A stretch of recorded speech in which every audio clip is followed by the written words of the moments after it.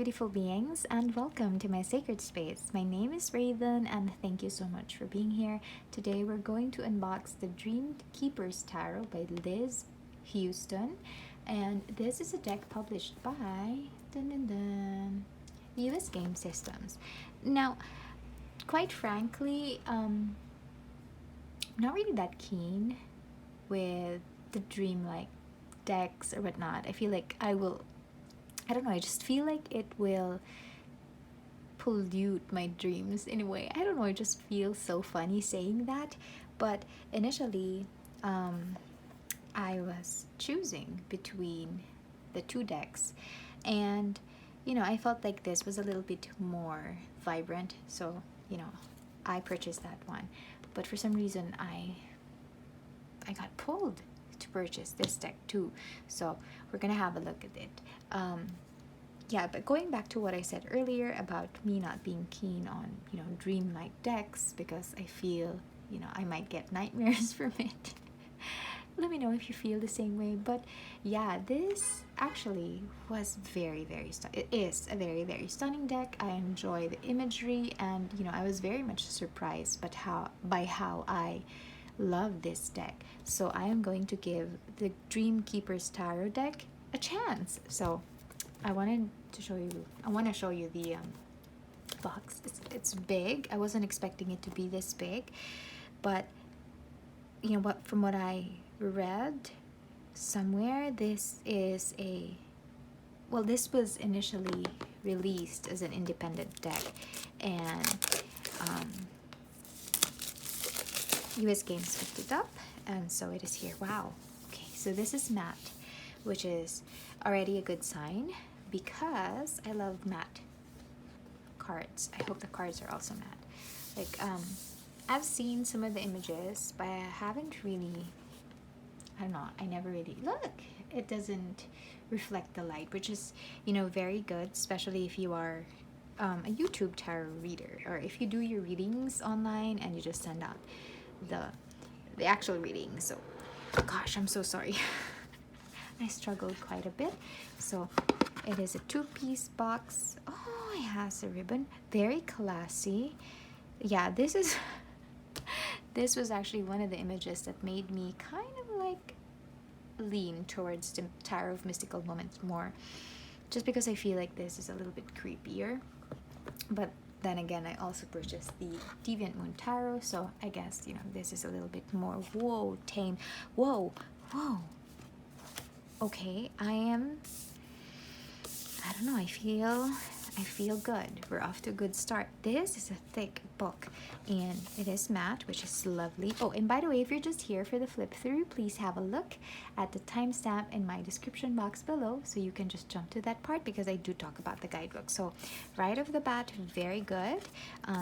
Matte, and has really nice feel to it, and it is very thick. So I would assume, I haven't seen the cards though, but I would assume that if you are just beginning to learn tarot, decks that come with thick books really offer a wealth of information. So I can't really say for sure yet, but let's see. So this is a story about Liz Huston and her relationship with tarot. And then introduction. Ever since we have possessed the cognitive abilities to understand the universe and our place in it, humanity has looked to the occult, the heavens, and to signs and symbols in order to comprehend, predict, and come to terms with the mysterious forces that influence our lives. Tarot is but one method to do this. Cool. In the artwork I created for the Dreamkeeper's Tarot, you will notice a preponderance of the female form. This is a deliberate choice on my part, one that reflects my own journey towards wholeness. Oh, that's cool, because this one actually has images as well, or like court cards as well, of female. Like, for example, the king. They also have female kings in the Tarot of Mystical Moments. So I'm very keen to see what the Dreamkeeper's Tarot offers. Okay, so basics: interpreting the cards, setting the space, and asking the questions, and then it goes immediately on to your sample tarot spreads, which is cool. Wow, that's a lot. I love spreads. Okay, and then on to the major arcana. Wow. Okay, that's a lot of information, which is really good. Okay, this is really cool because Liz Huston really kind of like similar to the Deviant Moon Tarot. She describes the image, and I guess she explains why she used this the depiction. Let's see, and then you have the divinatory message here, and then the keywords. Lots of information. Oh, instead of the magician, we have the creatrix. Interesting. Okay, so let's see. Oh, okay, so the same layout goes for even the minors, which is amazing. So yeah, you know, a lot of information, which is really impressive. Ooh, okay, so the images, as you can see, you know, they're black and white, but yeah, that should be fine, right? Okay, let's see up until the end. We have index of artworks as well. Cool. And then you have total of 176 pages that talks or discusses tarot. So very good, very good. Now, oh my god, look at this. Look at the quality of the production. This is very interesting. I like it. I like it. Even though, you know, this is kind of like cut weirdly, it does have a ribbon which allows you to put, oh, look at the, oh wow. I'm sorry for my reactions. I'm pleasantly surprised with the intricacy of this deck. Let me just put this right here. So we have space for the actual cards. I'm excited. Maybe I will come up with, you know, a side-by-side flip through or comparison with Tarot of Mystical Moments, but for right now, I'm just gonna snip away at the plastic so we can admire the artworks. You know, I guess that's one of the reasons why I continue purchasing decks, because I do like art and I have a massive appreciation for art with symbolism, and I feel like purchasing a tarot deck provides me with 78 oops sorry 78 cards that, you know, are like mini artworks in itself, right? Let me just put it right here, and I'm gonna zoom in a little bit. All right, so the cards aren't exactly matte. It feels weird, but it does diffuse the light. It's not as glossy as this, and you can see the actual shape of the ring light. This is the Tarot of Mystical Moments, and you can clearly see that this is a lot more vibrant. I guess that's because it is glossy. Well, yes, it is because it's glossy. This one is, it just has a little bit of sheen to it. It's not glossy. Cardstock quality, I think this is better. Maybe that's because of the finish, but I mean, I like the size. It is similar to, well, kind of similar to the This Might Hurt Tarot, which is your typical tarot size, just a little bit, or maybe this is different, but yeah, it is very much the same. As for the backing, it does have the same intricate, kind of like light blue grayish theme, and I find it very interesting that it is quite similar to the Tarot of Mystical Moments. They do have different colors, but somehow I feel like there's the same feel or vibe to it. Let me just, all right, so I had to stow away the other cards, but in terms of thickness, this is quite thick. It has a bit of resistance. I'm not sure if it's going to be as flexible as a Low Scarabeo deck. I feel like it's more papery than other cards, but the size is just right for my hands, as you can see. Now, what else do I need to show you? It's not, doesn't have any edging or gilding of any kind. I will have to think if I'm going to edge this, but let's go ahead. Oh yeah, one thing I noticed, I owned several different US games decks before. I feel like this is not similar to the quality of my other US games deck. Like, I don't know, I guess they come up with different cardstock depending on the artist or the creator of the deck, but I would say like out of 10, I would give this maybe a 6 or a 7. I'm not so keen on it, but you know, it is sturdy. So I am going to start with the flip through. I'm just gonna hold it so you guys can have a look without the sheen. I'm gonna put on some music now.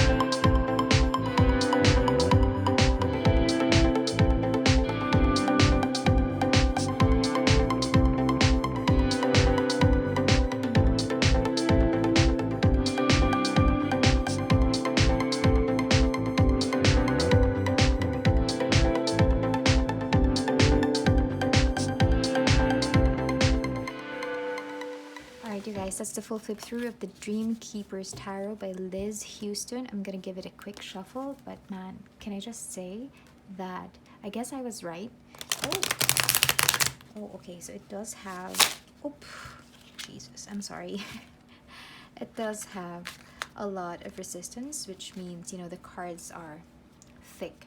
Can we just try just half of it? Look at that. That is what happens when you make a mistake with how you shuffle.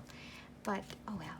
Anyway, I wanted to say that, I guess it shuffles really nice. Anyway, gosh, I keep on like stopping my train of thoughts. But anyway, I guess I would like to take it back. This really has a potential to infiltrate my dreams, and not in a very pleasant way. I do not hate this deck. I think it's very interesting. I think the imagery is so different, so unique, even though they quite have the same idea or feel. I feel like this is a little bit more easier on the eyes, just because aside from it being vibrant, I feel like the images are more, I don't know, a little bit toned down. This one really gives me I don't know, like antique Insidious vibes, like Insidious the movie. It is creepy, very creepy. Of course I'm still gonna use it, but I think I'll, yeah, this card is just, I had goosebumps just looking at it. I wanna quickly move on to the next card. The faces of the imagery, or the images as well, are kind of like, it's giving me some creepy vibes. But yeah, I don't know. I mean, I don't hate this deck. I actually, like it because it's very different. But I'm really getting goosebumps. I'm not kidding. Yeah, very interesting, very subdued. Like the colors are so subdued, so muted. Like this, look at, Jesus, look at that. This can definitely, be, can easily be the stuff of nightmares. Depends on, what you're afraid of. But I'll probably not use this at night. I feel like for some reason, I feel like this is a lot more creepy than the Deviant Moon Tarot, and I'm not expecting that. Although, however, like, some cards are obviously very, very beautiful, like the sun. I love the moon. Some of them are a little bit disturbing, but some of them are very nice on the eyes. What do you guys think of this deck though? Do you have it? Like, I can't say for sure. Like, I really can't tell immediately right now which one I prefer better, but I guess I'm leaning towards the Tower of Mystical Moments, just because I feel like the images on the other deck are a lot more friendly, I guess. I don't know, but see, it's not as disturbing as I thought it would be. I mean, it is quite weird, and its layout and in how the imagery is, or the symbols are portrayed, but they're just weird, or they're just eccentric. Whereas this one has like really weird imagery that's, yeah, maybe bordering on very creepy. But that's just me, and that's my take on this deck. However, some of them are just gorgeous. So I will give myself some time. Oh, I'm seeing the Eiffel Tower behind. I'm giving myself some time to, play around with this deck and use it, of course, bond with it, and let's see how the relationship goes. But it just immediately right now, I'm just getting goosebumps from, having a look at the images. But I guess I'm just surprised with the oddity of it. But sometimes we need to give decks a little bit more time, so that we can bond with them, and then we can understand the imagery. You know what, instead of the Tower of Mystical Moments, I feel like this can be a little bit more similar with the Revival Art Tarot. Is that what you call that deck? I don't know. I feel, it's on my list, and I do want to purchase that deck. But let's see. This is very interesting. Very interesting. A lot of symbolisms in it. Very creepy, but the guidebook has a wealth of information. Very informative, so that's a plus. Yeah, I just wouldn't recommend this for kids or I guess, beginners, just because, well, I'm not sure about your aesthetics, but I mean, it's quite intense. But there you go. That's my review of the Dream Keeper's Tarot. Let me know what you guys think. Do you have this deck, or would you rather have, or which one do you prefer if you have both? The Tarot of Mystical Moments or the Dream Keeper's Tarot? That's it. I hope you guys enjoyed this review, and I hope it helped you in some way. You know, if you're planning to purchase this deck, I'll probably come up with a comparison video of the two. But yeah, I hope to see you again soon. If you enjoyed this video, consider giving it a like, or please subscribe to my channel for future videos like this. And I do readings here as well.